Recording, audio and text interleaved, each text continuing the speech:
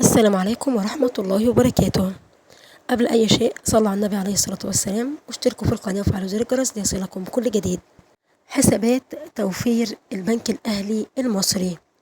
في أنواع من الحسابات التوفير داخل البنك الأهلي المصري هنبينها إن شاء الله النهاردة في الفيديو. أول حساب توفير معانا بيبدأ من 3000 جنيه إلى 5000 جنيه بعائد شهري 5.5%، ومن أول 5000 جنيه إلى 100,000 جنيه عائد شهري يصل إلى 8.5%، ومن أول 100,000 جنيه إلى 500,000 جنيه بعائد شهري يصل إلى 75%.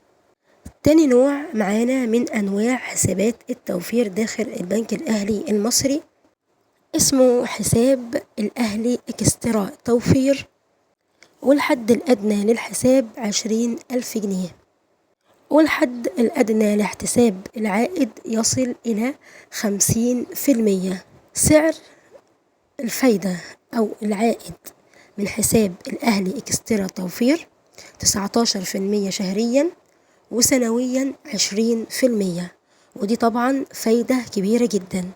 حساب إكسترا توفير ليه طبعا شرايح داخل البنك الأهلي من 50,000 إلى 500,000 13% شهريا و14% سنويا، ومن 500,000 إلى 2 مليون 14% شهريا ده سعر الفايدة و15% سنويا، ومن 2 مليون إلى 5 مليون 15% شهريا و16% سنويا. وفي حساب تاني اسمه حساب توفير المدخر الصغير، وده بيبدأ من أول 1000 جنيه، والفايدة أو العائد بيصل إلى 9.75%، وده طبعا رقم كبير. طب لو أنا حاطط في البنك 1000 جنيه والحساب ده بدأ يزيد وعدى 3000 جنيه، طبعا العائد بيزيد على الحساب الجديد، وكمان بيخش في نوع تاني من أنواع الحسابات اللي موجودة، مش هيبقى اسمه حساب توفير المدخر الصغير، هيخش في حساب تاني. ولو الحساب من 30,000 إلى 50,000 هيكون من 8.75%، وطبعا كل ما الحساب بيزيد كل ما رأس المال بيزيد، وطبعا بتخش في حساب تاني. بعد كده الحساب اللي معانا اسمه حساب توفير المستقبل، والحساب ده أي حد ممكن يعمله من سن 15 سنة بس يكون معاه بطاقة.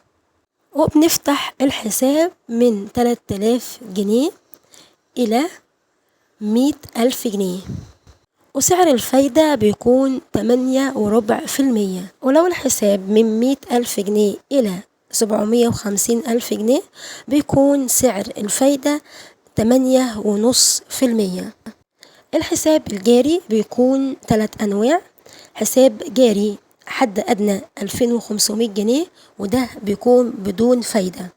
لو حساب جاري ب10,000 جنيه إلى 30,000 جنيه بيكون الحساب متغير أو الفايدة بتكون متغيرة، يعني حسب الفايدة اللي بتديها لك البنك، مش طبعا بتكون مرتبطة بأي رقم، هو البنك اللي بيحدد الفايدة حسب البنك المركزي.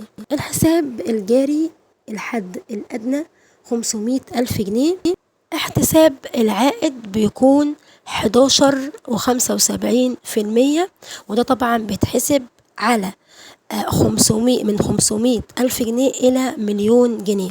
طبعا الفايدة بتكون 11.75%، ومن مليون إلى 2 مليون بتكون الفايدة من 12.75%، ولو أكتر من 20 مليون بتكون الفايدة 18.75%.